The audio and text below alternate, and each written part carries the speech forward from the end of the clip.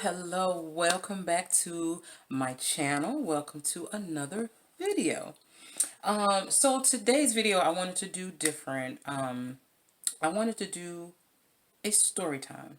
Yeah, and if I'm trying to figure out because it looks different with the I have the camera sideways opposed to, you know. So hopefully it doesn't look too different. But anyway, I wanted to do a story time.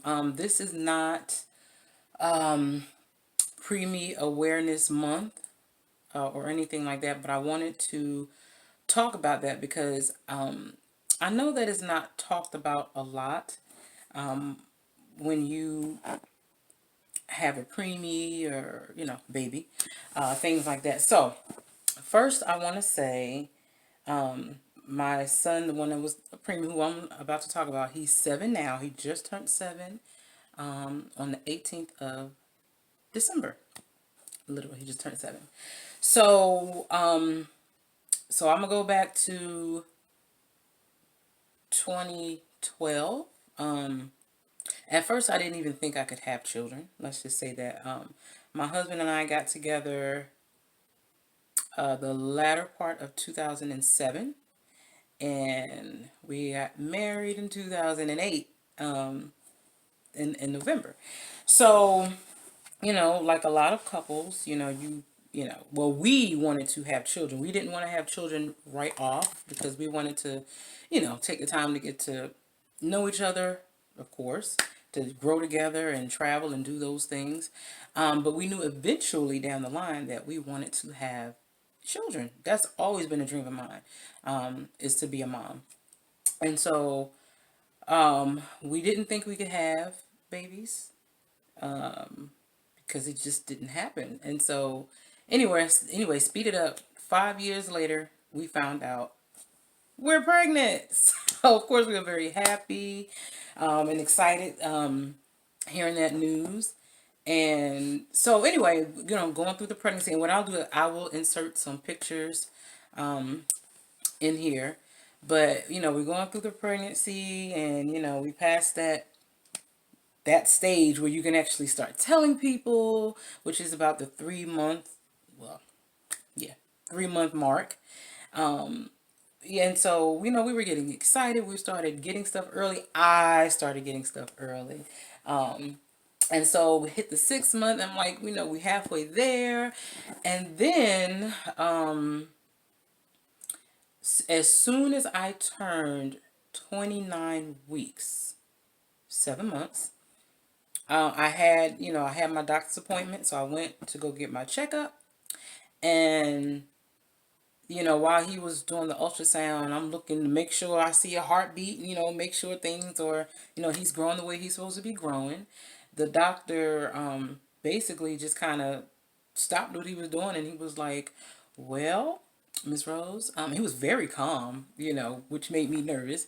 But he was like, well, what I need you to do is just go straight to the hospital and just go get seen there. And I'm thinking to myself, well, what's going on? This is our first time mommy, and you're not sounding like, oh, hey, everything is great, like the last visits have been. So I'm getting concerned at this point because I'm like, okay, I'm hoping everything is good because this baby is not ready to come into this world yet. He's still he's very little, and I'm not sure if he'll be able to breathe and do things on his own. So I'm like, okay, so he starts to talk to my husband because I completely blank out of what he was talking about because I was trying to really figure out, okay, what is he not telling us? So he's giving my husband information, and I'm just like, okay, well, can I at least go home and get my bag, my hospital bag? He was like, no. He was like, just go straight to the hospital, and he'll meet us there, kind of thing. And I'm just like, okay, this is not, now wait a minute, this is not sounding good. I'm getting really nervous. And as being pregnant, your baby feels every emotion that that you have and that you feel. And so I'm trying not to get so overly worked up because I didn't want the baby to feel what I was feeling. So anyway, so we get in the car. Of course, we're talking. I'm emotional because I'm like, I don't know what's going on. Like, is he not, moving? Like, what's going on? So I'm at that point. So anyway, we get to the hospital, and they immediately take me to a room. And so they start to hook me up to monitors, and they have the baby monitor, and I'm just like, okay, I'm trying to make sure I hear a heartbeat, because there were a couple of times in some of my appointments where he wasn't as active as I would have liked him to be. And I know he was a little smaller. He was, I'll tell you that when I get there. He was a very small baby. And like I said, I'll insert, some pictures where I carried kind of small with him, especially for being 7 months. So anyway, so they hooked me up to the monitors, and there's several doctors and nurses coming in, and they're constantly checking, and they're like, okay, Miss Rose, you have to move to, they have to rotate me to my side because the position where I was laying in, just laying on my back, I guess he wasn't getting the oxygen that he needed. And I couldn't hear the beeping sounds, like his heart rate. I couldn't hear that. So they had to come in and turn me over probably like every hour or two or something. I think it was like every 2 hours. And so let's just say, because I don't remember the exact time. So let's just say I got to the hospital, I don't know, maybe 4 or 5 o'clock p.m. And so this was obviously going on, some hours later in the hospital. So I'm still there and for whatever reason, I thought I was going to go home. I'm thinking, okay, they just going to check, make sure he cool, make sure I'm cool, and then they going to send me on my way. And so my husband, he, had to go to work the next day. So he had to get some sleep. Because, being in them hospitals, they have just the bed and they just have a really hard chair. Okay. And he wasn't comfortable at all. And so I was like, yeah, go ahead, go home, get comfortable so you can get, go, lay down in the bed so you can go get up and go to work. Because again, I'm thinking, I'm not going to stay there that long. But then I figure, okay, obviously I have to be here overnight. But I wasn't ready for what was going to happen next. So my husband leaves, and I'm just there. Of course, the nurses, they keep coming in, they check in, and, all that. So they was like, well, just go ahead and try to get you some sleep. And so I tried. I think I might have dozed off for a little while. And when I woke up, it had to have been early in the morning. I don't know, maybe 1 a.m. or something. I know it was early. Okay. So I couldn't call my husband because there was so much stuff going on that I couldn't just pick up the phone and call because it was just a lot. I'm like, it's doctors over here. They checking my arm over here. It was just everywhere. So when I get up, I literally wake up to a room full of doctors and nurses. And I'm like, okay, what is really going on? Like, nobody is really telling me anything. And so my husband actually came in, and I was grateful to see him because I'm like, I'm getting scared. Like, I'm like, what's up? And so he sorry about that. The little ones came to the door. And so anyway, hold on, you guys. I'm sorry, you guys. So anyway, as I wake up and there's like a room full of doctors and nurses, and I'm just hearing machines go off, and oh my God. So my husband walks in. I'm so grateful to see him because I'm just like, I'm nervous. I'm scared. Hey, I needed some support. I'm the only one there by myself. So he was like, he was like, I just couldn't sleep. I just had to come back and check and make sure y'all were okay.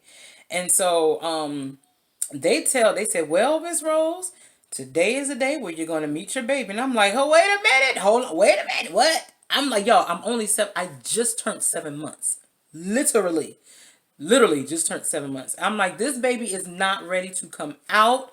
He got to stay in there a little longer. I'm like, is it something y'all can do to make him stay? Let me go home and be on bed rest, whatever it is. Like, I won't do anything. You know what I mean? Because I was still, like I said, working at the time.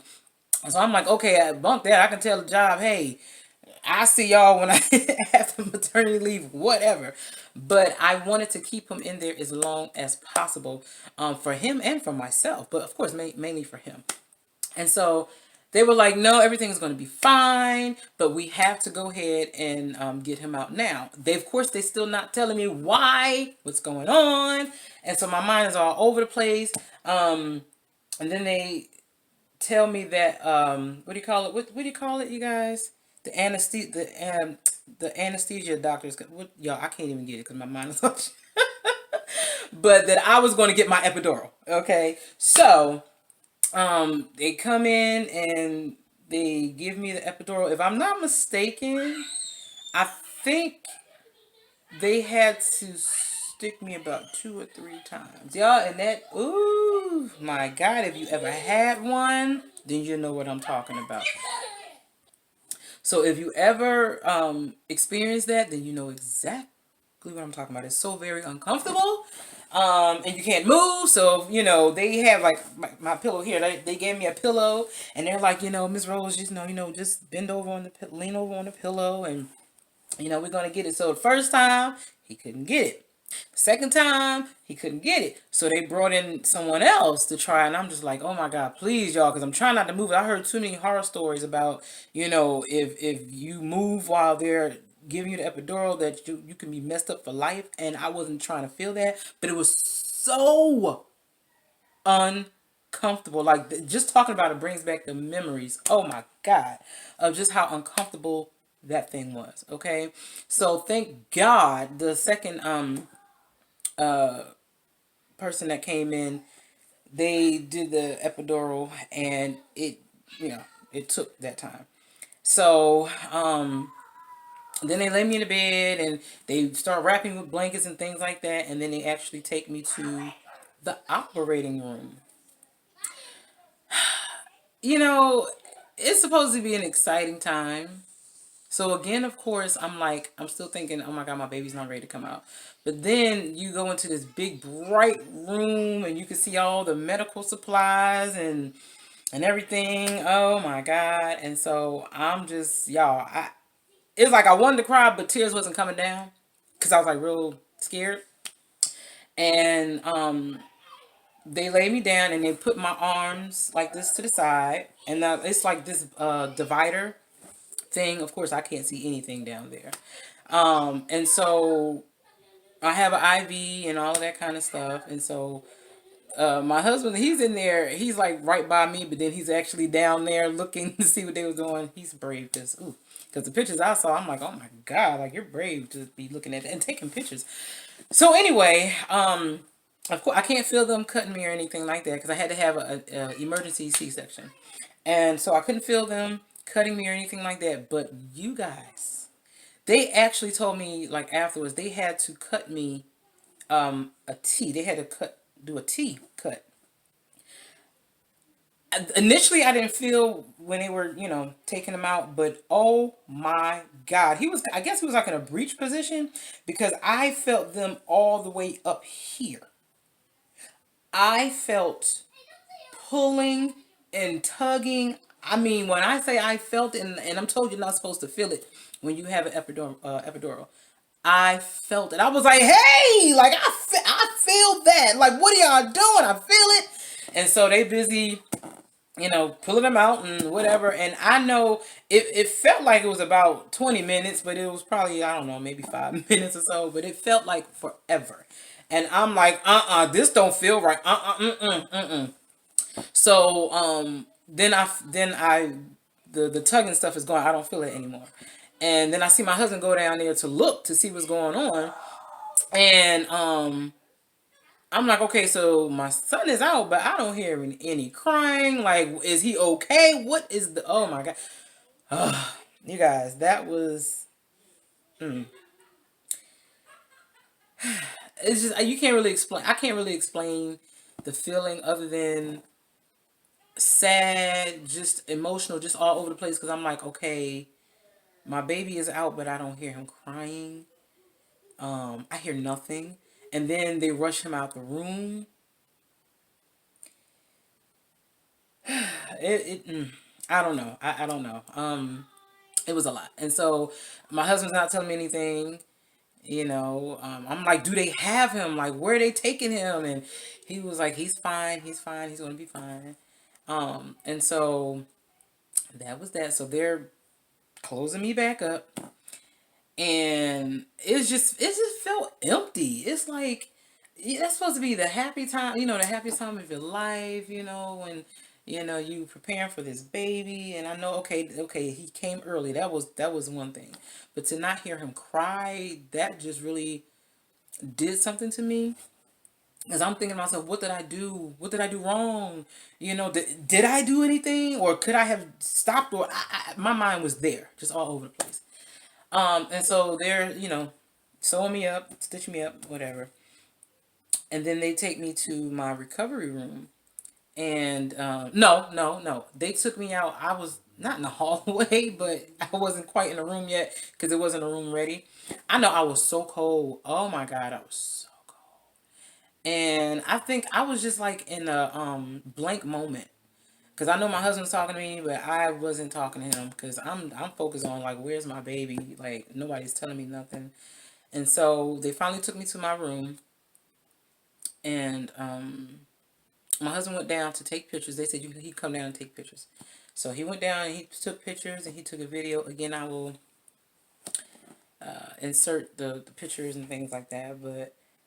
And I looked and I'm just like, wow, this is how I get to see my baby like on a camera. Like I can't hold him, I can't touch him. It was crazy. So um, I think it was like a few hours later. I know it was sometime that night. And they said that I can go look at him. And so he had to go to the ICU. And y'all, he was like so tiny. He was he was under 2 pounds. He was a pound 14 and a half ounces. I would never ever ever ever forget that. Literally, like you can just kind of like hold him in the palm of your hand, literally. And I think I have a picture in there too where I'll show you where I have my hands in the incubator and he was as big as my hand. And I have like long hands and fingers and stuff. So anyway, they wheel me down there because I can't walk. I just had a C-section. And oh my God, it hurt so bad. Jesus. I don't wish that on nobody.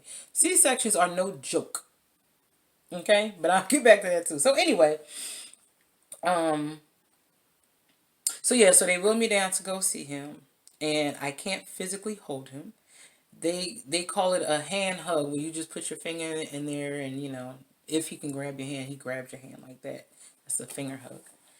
And I just cried, y'all. I cried because I'm like, he's so tiny and he was hooked up to all of these tubes and the oxygen mask and everything. So that was the reason why I had to have a C-section because he wasn't getting enough oxygen.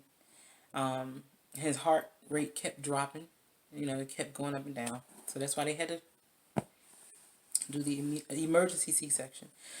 So anyway, so I'm in there and they like, Miss Rose, you can stay in here as long as you want to and this and that. So I'm in there and I did just that.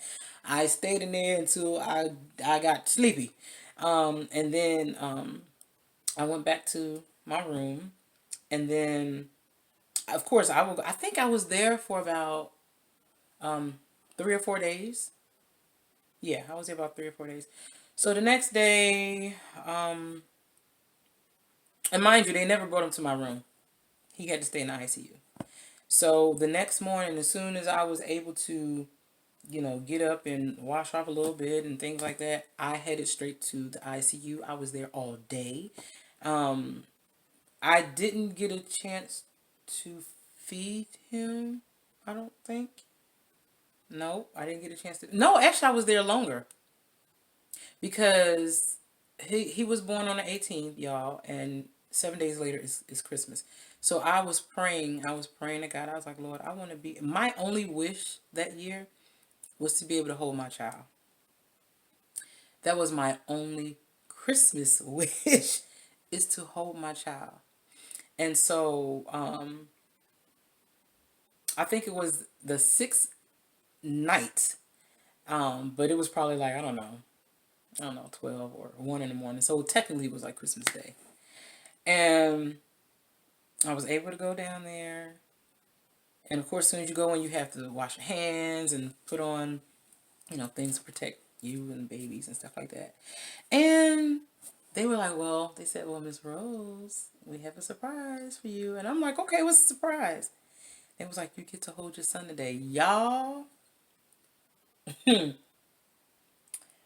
when I tell y'all I cried like the biggest baby there was, I cried because I'm like, here it is. Again, going through all of this. And the only thing I can do was touch my baby's hand through the little incubator. Never touched him other than that until Christmas Day, where I was able to hold him, because I forgot what they call it. We did the skin to skin contact, and it felt so good, but it felt so strange because he was so little. I thought I was going to drop him. Of course I wouldn't, but he was so little. Oh my God, he was so little. So I was there pretty much all day, all night with him. So I think the next morning I ended up leaving. I packed up to go home, which I had to leave my son. We had to leave our son, um, because he literally had to stay in the He literally stayed in the hospital for 3 months. That was the hardest thing, knowing that you just gave birth. You're leaving the hospital empty-handed. Um, and it was a lot. It was a lot. And like I said, I didn't have a lot of family and stuff like that here. And my husband had to go to work. And I mean, even if he took off to stay home, that wouldn't have done anything, because all I was doing was just crying all day and calling the hospital. When I tell you I bugged the heck out of them nurses and them doctors, oh yes I did. They was like, you can call us at any time. I was like, don't tell me that, because I'm going to call you pretty much all day. And they laugh because they know new moms. They're going to do that anyway. But because we had a preemie, and just the things that he was going through, I called, like, when did he get his first feeding? Did he have did he have a boo boo diaper? Like, how many times did he go to the bath? Like, I was that mom. And I remember it was, I don't know exactly how far, because like I said, he was there for 3 months. And I know it was one time where it was a snowstorm. And I was like, I don't care. I'm going to the hospital. I need to see my baby. Like, I need to hold my baby. So, you guys, when I say it was one of the worst snowstorms in Georgia that year, it was horrible. It seemed like a crazy movie. It was like hardly nobody on the road. People literally left their cars abandoned on the highways and streets. It was really eerie. I ain't gonna lie. That was the strangest. That was strange. So anyway, we're I think from where we were living at that time, the hospital was probably, I don't know, maybe 20-25 minutes away from where we lived. And so we start driving, and y'all, the snow and the ice, like we were slipping. Oh my God. I'm sorry, y'all. It's just like bringing back the memories of how this thing went. Like, we trying to get to the hospital, to see our son, and we couldn't get there. It was so bad. Like, the ice, like we were literally slipping, like, trying to go up hills, trying to go downhill. Oh my God. We almost, okay, let me put it this way. We almost got to the point where we didn't make it home, because almost got stuck. Okay. So of course I'm just all over the place again. I'm mad, I'm crying, I'm just angry, I'm just, because I'm like, I want to see my baby. But at the same time, we are stuck and we gotta get back home, because it was cold, it started getting dark. And so people were trying to help us, push our car and everything up the hill. And thank you, Jesus, we were able to get out of I think we were going uphill or something like that. So we were able to get home. And so I called the hospital, checking on my son, and I was letting them know what happened, what was going on. They were like, listen, your son is safe being here. I mean, because even if the power did go out, they have generators and stuff like that. They said he is fine. He's good. He's sleeping. He's eating well. Blah blah blah. They tell me everything I want to hear. And so I was exhausted. I went home. I couldn't really sleep, but I managed to get some type of sleep. So anyway, I don't want to make this too long, but this was in the okay. This is one time, you guys, when we went to the hospital, because like I said, he was in there for 3 months, so I would go there like every day, as much as I could.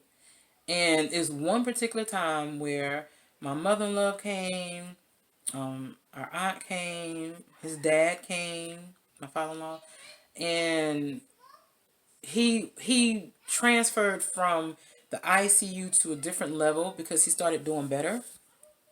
So he was still on the oxygen. So it was like all the other machines he wasn't on anymore, but he still was, on oxygen machine. And so, this one time, we were holding him and family, they were coming in and they got a chance to hold him. And so my mother-in-law was holding him this particular time. And of course, the nurses station, they can see the monitors and they can see what's going on. And the monitor started beeping, and I'm like, and I'm jumping, I'm nervous, I'm just like, what's going on? What that what does that mean? And I see him start to change colors, like my baby literally was turning blue right before my eyes. All I could do was just walk away. I walked away because I was like, this is absolutely too much. Like, it was like as soon as one thing go right, then something else would just go wrong, and it was too much. So the nurse came in is calm. I'm so glad they stay calm because Lord have mercy. I would be a wreck. I'm sorry, but I would be a wreck.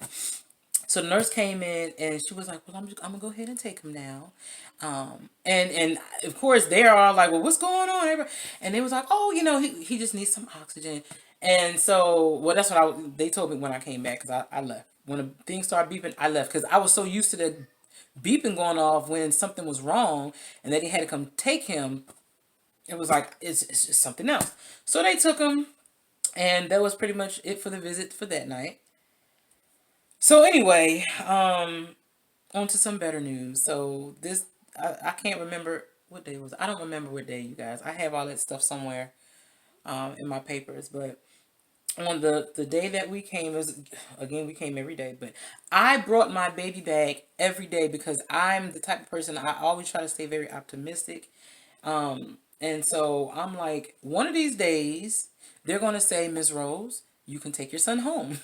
And so I brought my baby back every day with changing clothes, diapers, everything that he needed to go home in. So I remember sitting there, and I believe my husband was at work. And I'm sitting there and I'm just, having that time bonding with my son. And a nurse came down and she was like, Miss Rose. And I'm like, yes. She's like, well, are you ready to take your son home? I was like, he go home today. Oh, I was like, don't say nothing else. I mean, when I tell y'all, I had